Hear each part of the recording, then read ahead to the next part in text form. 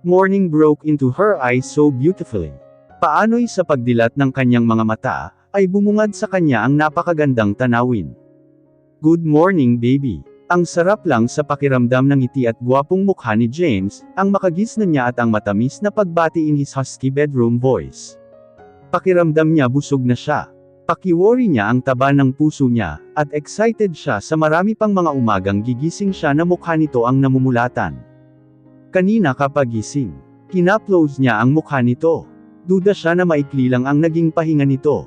Yes, pinabantayan kita. Siya naman ang napangiti, nakikiliti siya. Akmang hahalikan siya ni James, ngunit kaagad niyang iniharang ang palad sa bibig. Ang baho ko pa, nakulob sa nakatikip niyang bibig ang kanyang tinig. Napahalakhak si James sa inasal niya.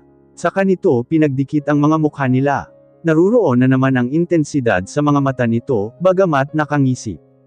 Take off your hand. I wanna claim your lips. Umiling siya tanda ng pagtutol. Sa totoo lang, gusto niya lang itong tujuin. Ngunit ganoon na lang ang pagkakamulagat niya, nang imbes na ang bibig ay ang likod ng palad na nakatikip sa bibig niya ang hinalikan nito. He mimicked wet kisses on her hand. Minsan talaga, namamangha na lang siya sa mga inaakto nito kaakibat sa bedseen nila. Pero aaminin niyang nakikiliti siya. Nadadala, wala pa yata itong kalabit na hindi siya umuo. With James, she always found it hard to uphold her defenses. Alisin mo na kasing kamay. Parang batang umiling-iling lang siya. Ayaw ha, kiniliti siya ni James. Siya naman itong parang uod na madaling makiliti talaga. Pumuno ang malulutong na halakhak ni James, na sinabayan ng matitinis niyang tili. James, tama na. Maluha-luha na si James sa katatawa. Ang mga halakhak nila ay bumuo ng magandang musika sa loob ng 4 na sulok ng silid nila. Ang sama mo. Sa pagpupumiglas niya ay aksidenteng napadagan siya sa malapad na katawan ni James. There was no escaping, buong higpit na siya nitong niyakap. Ayaw siyang pakawalan. Ramdam pa niya sa kanyang ibaba ang bukol nito. And yes, her hardened upon brushing them on his skin. Iba ang epekto ng friction sa katawan nito. I hope we can stay like this forever. Ah, forever. She likes that. Pinupupog siya ng halik ng asawa. Sa kanito iniangat ang baba niya, at pinalis ang buhok na tumabong sa mukha niya. Pilit nitong hinanap ang kanyang mga mata. Namumungay na naman ang kay James. His eyes lowered down to her front. Lost. Filled his eyes once more. And that thing in between his body turned into a raging stone. It was hard and tokang. Nag-iisip na naman ng kahalayan ang asawa niya. Nakikita niya iyon sa makamundo nitong mga titig. Then, he started tracing circles on her bare shoulders. Sensual lines and motions that kept her blood boiling with desire. Umagang-umagang pero napupuno na naman ng pagnanasa ang katawan niya. Iniuna ni James sa ulo ang 2 braso nito. His eyes were blazing with love and lust. And before she knew it, she was consumed with this profound pit of desire. Ewan niya, ngunit bigla na lang sumabog ang init sa mukha niya. It spread like wildfire into every tiniest veins of her body.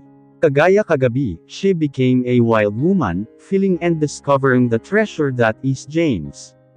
Sinimulan niya ang kanyang sayaw sa umagang ito. Pinatakan niya ng halik ang magkabilang talukap nito, ang matangos na ilong, ang pisngi. Ilang sandali muna niyang tinitigan ang mukha nito, bago sinakop ang mainit nitong bibig.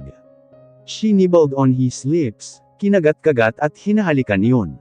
Tinilaan gaya ng madalas nitong gawin sa kanya at ginalugad ng dila ang kasulok-sulukan ng bibig nito. Nang tangkaing hawakan ng asawa ang batok niya, inirapan niya ito.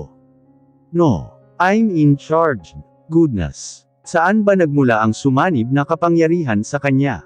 I like your naughtiness. She nibbled on his jawline and kissed his neck. Mentally, kinopya niya ang bawat galaw nito, and she had done well nang mapabulong ito. She smiled. She won. Mas pinag-igihan pa niya. Bumaba ang mga labi niya sa dibdib ni James. Naaamoy at nalalasahan pa niya ang pawis, na nanuyo sa balat dulot ng nagdaang gabing paglalambungan nilang mag-asawa. But even then, he tasted so sweetly. Sinipsip niya ang bahaging iyon. She was marking him. Yes, he is hers. Alone. exclusively. Kagat labing napapikit si James, nang magangat siya ng mukha at titigan ito. Bumibigat din ang paghinga. Ibang-iba talaga ang bagong sibol na enerhiya, at pagbabago sa katawan niya. Lumipad na sa kawalan ng lahat ng inhibisyon. As precise as she could, she copied how James would kiss, suck, lick and bite her skin. "Oh, babe," heavily, he breathed, as she continued owning his and twirling her hands on the other one. Ilang ulit itong marahas na napapamura. Tinangkang hawakan siya pero di siya nagpatalo. "It's my turn baby." That vulgarity. Oh, God, she's definitely learning from him. Pinagsawan niya ang bibig at kamay sa galit na ituktok ni James. She teased them using her mouth and hands. Naging matunog ang mga iyon na sumabay sa ilang ulit na pagtawag nito sa pangalan niya. Patrice. Nilubayan niya ang bahaging iyon. She went farther south. Pinaybe ng mamasamasang bibig niya ang gitna ng dibdib nito patungo sa puson, habang pinaikot-ikot sa balat nito ang mga kamay niya. Sa bawat pagdantay ng mga labi at kamay, ay napapakislat ito, napapaangat ang pangupo, tumataas ang mga balahibo sa katawan. Mas nag-iinit siya habang naririnig ang bawat pagsambit nito sa pangalan niya. Kaya, sinamba niya ang bawat parteng maraanan, partikular, ang nanghihimutok nitong abs. She made special attention to each, and when she went to his navel, nilaraw niya yun sa pamamagitan ng kanyang diladaan upang mapamura ng malakas ang asawa. Nagpatuloy ang kanyang paglalakbay pababa pa roon, hanggang sa umabot siya sa puno ng alindog nito at sumabog sa mukha niyang nagmamalaki nitong katauhan, nakataas kamay ito, kanina pa tumutusok sa balat niya na nasasayaran yon. Tila nag-aanyaya ng kakaibang kamunduhan. Napalunok siya, ilang beses. She never did it. Hindi siya pinipilit ni James at hindi niya makakayang gawin. You don't have to, babe. Nauunawaan ni James ang pag-aalinlangan niya. But she didn't want to disappoint him. Kinakabahan siyang hinawakan iyon, may butil ng pawis pa nga na pamatak mula sa kanyang sentido. Nag-iinit ang pakiwari niya. Tila siya napapaso sa kakaibang init na nanyulay mula roon, patungo sa kanyang balat at pisngi, at hindi maikakailang may naglandas na kuryente sa kanyang katawan. Then, she did it. She kissed its base and it made him shiver. Nanginginig din siya, nag-iinit, napapahiya, kinakabahan. But lust was too consuming. Bago pa man niya namalayan ay umakyat na ang bibig niya paitaas. Malakas na boses ng asawa nang sinimulan niyang laruin ng daliri ang pinakasentrong bahagi nito. Tila nagagalit pa iyon at nagwawala sa bawat niyang ginagawa. Kasabay niyon ay mas pag-apo ng kamunduhan sa kanyang katawan. Every time she did, ay nagugulat pa ito. Napapahawak sa kung saan ang kamay nito. Gusto niyang maiyak sa magkahalong tuwa at pride. Nakakaya din naman pala niyang pasayahin ang mahal niya, at mas paghuhusayan pa niya. Wala siyang hindi ipagkakaloob sa asawa. Natuklasan na lang niyang nasa loob na ng kanyang bibig si James. Patrice. Naitukod nito ang dalawang braso sa kama at pinapanood siya, kaya pinaghusayan niya, ginagawa niya ang lahat ng paraan na kaya niya, para lang mapagsilbihan ang asawa niya. Baby. Yan nga. You are doing great. Bumibigat ang paghinga nito, tumaas baba ang dibdib at gumagalaw ang mga muscles. Hanggang sa naramdaman niya ang panggiginig ng asawa. Mas nag-iinit at naninigas ito sa kamay niya na kahit ang mga ugat ay tila nagngangalit. Isa pang mapangahas na pananalasa niya, at nakita niya kung paano kumislap ang mga mata ni James. Awang ang bibig na nakatitig sa itaas. He was about to end and she wanted it happening right before her very eyes, in her very own hands. She wanted him gaya ng madalas nitong gawin sa kanya. Subalit dali-dali itong bumangon. Marahang hinela ang buhok niya, at tinakpan ng kumot ang sarili nito. She could see the dripping of his in the blanket wet. Mangha siya sa dami. Dapat sa sarili niya iyon pumuno. Hindi man sinasadya but her mouth felt water as she stared at those spilled water. Jay saw it. Puminta sa mukha nito ang nanunuksong ngiti. Nababasa nito ang laman ng utak niya, na labis na ikinapula ng kanyang mga pisngi. Ayokong marumihan ka, o mandiri ka, panipi. Bakit ikaw, nandidiri ka ba pag? Hindi niya may tuloy ang sasabihin. Kapag, Halatang naaaliw ang asawa niya sa kanya. Pag inaano mo ako, he smiled. Kailanman, hindi kita pandidirihan. You're the best tasting food I have ever eaten. Raw and organic and sweet. You're perfectly seasoned. You're my umami in bed, babe. Namula masyado ang pisngi niya, alam niya yun. Halos ayaw siyang tantanan kapag nakasisid na ito sa malalim na karagatan. Kinabig nito ang batok niya. He kissed her open-mouthedly. Now, make me even happier. Udyat para ituloy ang nasimulan. With her palms resting on his broad and muscular chest, with her knees on the bed, she slowly glided herself down without James' lead. She straddled off him, dahan-dahan. She shivered at the sudden contact and slight pain, ngunit mas nang ibabaw ang nakangangilong sensasyon at pagdaloy ng boto-baktaheng kuryenteng gumapang sa kanyang bawat ugat. Ibinaba pa niya ang katawan, at kapwa sila napadaing ng malakas ng tuluyang nakapasok ang sundalo ni James, ramdam niya sa kanyang sarili na halos may sikmura nang di sinasadyang mapahawak siya sa gawing iyon. Can you take me? Yes. Dahan-dahan siya sa kanyang ginagawa. She started swaying like there is a music. Umaalon ang kanyang buhok. Pinaikot-ikot niya ang kanyang katawan habang sumusunod sa saliw ng musika. May pagkakataong bumabagal at animoy nagsasandok ng maiksi, sa bawat pagkakataon ay mas bumibigat ang paghinga ni James at mas naninigas pa ang katawan nito. Look at me, Jay, mapanuksong utos niya sa asawa. Oh, goddess, she was inflamed and so was he. Kagat-kagat ng asawa ang ibabang labi habang nag-aapoy ang mga titig sa kanya. Inabot niya ang kamay ni Jay, at inilapat sa dibdib niya. She wanted to behold. She wanted him groping her and when he did, heat filled her body and electrified her even more. Napasigaw pa siya nang hinahaplos ng nanunudyo nitong mga daliri ang nang-aakit niyang mga kapaligiran at kabundukan. Patrice, tila naghihingalo nitong pagmamakaawa. Naging mas maigi nga siya. She couldn't control it anymore. She became feverish. Yumuyugyug siyang parang nagdidileryo. Ang buhok niya ay kung saan-saan sumasabog, ang dibdib ay tumatambol sa loob ng mga palad ng asawa. Inaapoy siya na parang nilalagnat. She had become immeasurably all at once. I'm almost there, paos na sambit ng asawa. Yumiigting ang ugat at muscles nito. Namamangha siyang mas nauna pa ito sa kanya ngayon. Ngunit pamitik ang kapulyahan sa utak niya. The teasing game began. In the middle of ecstasy and his near happiness, she stopped and glared at him, while sensually biting her lips. She never knew she had it in her, the teasing ability, the controlling power. She attempted to stop at napabangon si James. She stopped, he cursed. Patrice, nagbabanta ito na ikinangiti niya. Babe. His gazes darkened. May pagbabanta. Yet, she just erotic ally licked her lips while staring back at him seductively. God, she wanted him craving for more. Wala siyang pakialam kung pangilang babae na siya sa buhay ng asawa, ang mahalaga ay babalik at babalik ito sa kanya. Kaya, simula ngayon ay mas pag-iigihan niya ang bawat sayaw, isasantabi ang katiting na agam-agam.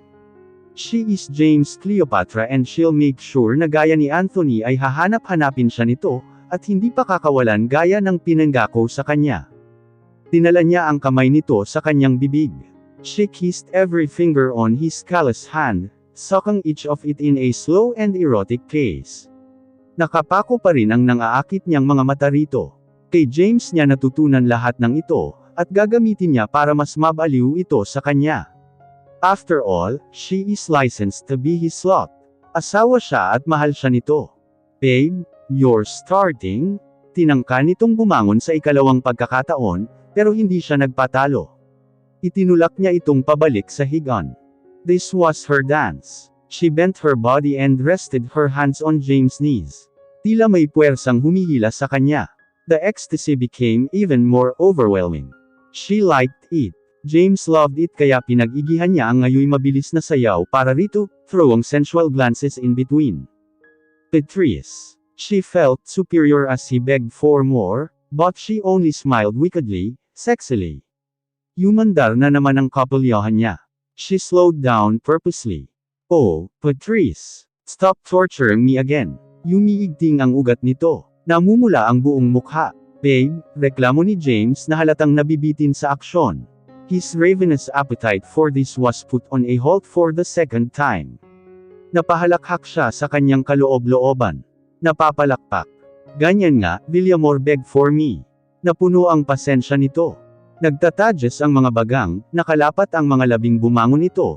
Tinukod ang braso sa kama at hinawakan ng mahigpit ang baywang niya para siya'y mapirmi.